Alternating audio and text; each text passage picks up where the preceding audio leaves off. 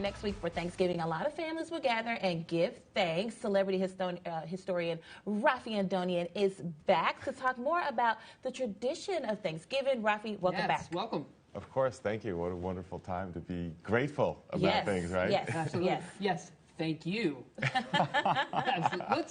Here's a question. I think we've teased this all morning long because we want to know the answer to this. But what did the founding fathers have to eat when they were feasting? Well, for one, they had feasts that were really long by our standards. We're talking about 20 courses. Wow. 24 hours, that's right. I'm in. Sign me up. Me too. And they started about 2 p.m., just like we do, you know, about that middle of the day. But they actually, that was normal for them to have dinner around that time because it took, well, they're not always eating 20 courses, but on the feast they might be eating 20 courses.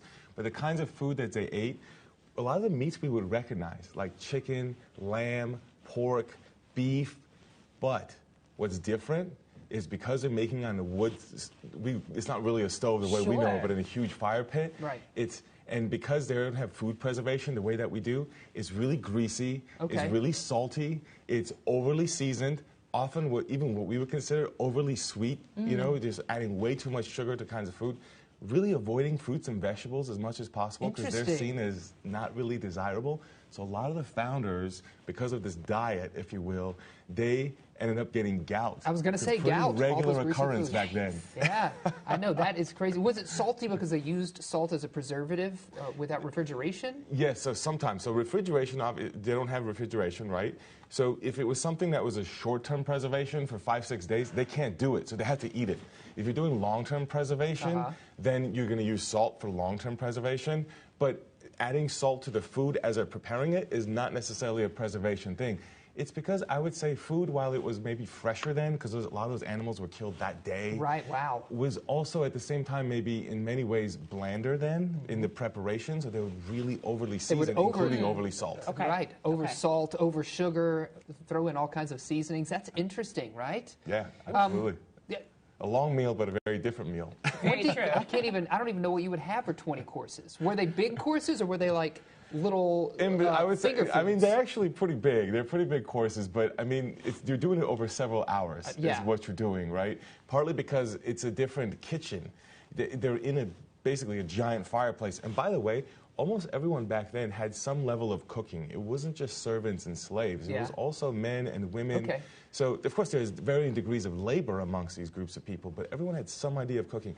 And with these big fireplaces that you have, you're going to have some kind of limitation in how you can bring food out. That's why they're having to do it over several hours. Is there any, do you know when it would have ended? Like it started at 2 o'clock? Maybe 5, 6 p.m., something like that. Man. 20 courses, Kremlman, in over a few hours. I'm still trying to figure out, like, what am I eating? Yes. But you know what? When we all come together for Thanksgiving and the food is laid out, I'm always wondering, because I don't do a lot of the cooking, it always does seem like a lot to me anyway. And so, like, from a preparation standpoint, I'm like, man, this looks like a lot. So I can only imagine, you know, what they were experiencing back then. Yes. Absolutely. And what's fascinating is that, you know, it was different, you know, amongst the upper classes, like the founders who were mostly well off, and those who are working classes. For example, working classes, and even in a regular diet, are going to eat a lot more bread.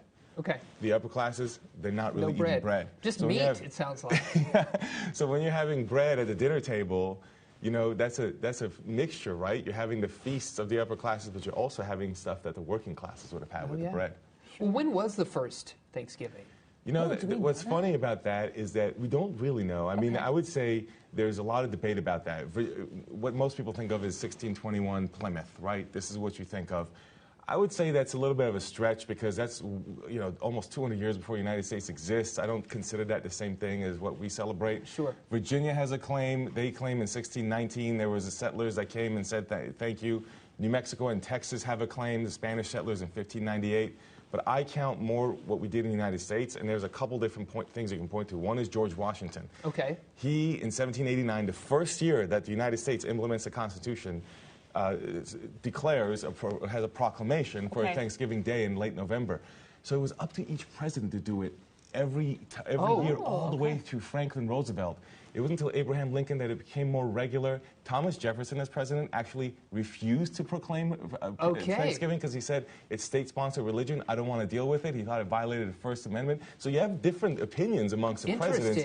Until 1940s or early 1940s, Congress passes a law that says, all right, everyone's going to do it at the same time. We're not going to constantly move it around. Because presidents also moved it around. It was moving around within November. So it was kind of messy, if you think about it, especially for football games, which were starting to happen early 20th century. A lot of different things. So it was and that's really an important sloppy. part of Thanksgiving as well. Christmas shopping, too. Depending on the Christmas shopping season, sometimes there'd be a lobby that would say, let's move Thanksgiving earlier so we have a longer Christmas shopping season. So a lot of things are influencing it until we kind of settled it. So I would say the first Thanksgiving, maybe George Washington, but really I don't consider it until Franklin Roosevelt starts to establish it the way that we would recognize it today. Yeah. Okay. I like that. Raffi, thank you so much.